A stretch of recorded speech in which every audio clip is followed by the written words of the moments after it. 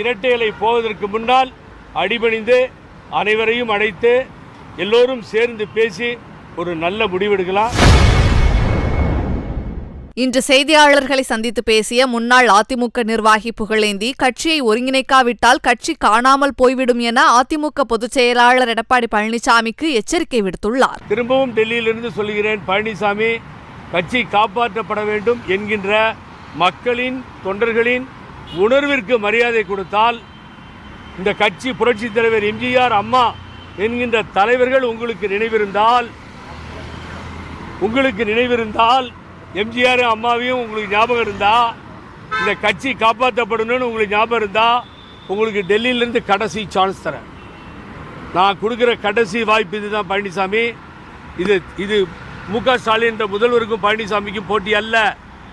தொடர்ந்து போராடும் புகழேந்திக்கும் பழனிசாமிக்கும் போட்டி. இதில் தோற்று போய் நீங்கள் உச்சநீதிமன்றத்துக்கு போனாலும் நான் விடுற மாதிரி இல்லை. அதனால தான் எல்லா ரெக்கார்டையும் இப்பயே ரெடி பண்ணி வச்சுட்டேன்.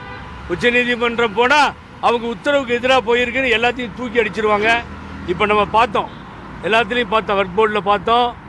ஜெயிலுக்கு போறியா இல்லை அமைச்சராக இருக்கியான்னு ஒரு அமைச்சரை இந்த உச்சநீதிமன்றம் கேட்டதை பார்த்தோம்.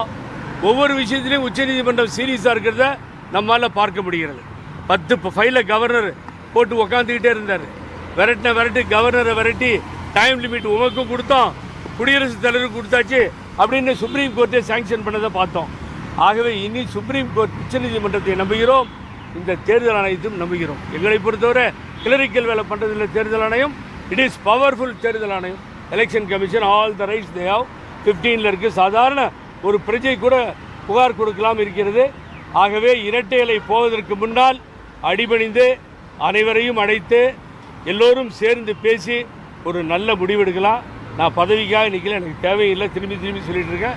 கட்சி ஒருங்கிணையும் என்ற தொண்டர்களின் கருத்தை, பொதுமக்கள் கருத்தை தலைவணங்கி ஏற்றுக்கொண்டு வா என்கின்ற சொல்கின்ற கடைசி வாய்ப்பு உனக்கு இதுவாகத்தான் இருக்கும். செய்திகளை உள்ளது உள்ளபடி தெரிந்து கொள்ள ரெஃப்ளெக்ட் நியூஸை சப்ஸ்கிரைப் பண்ணுங்க.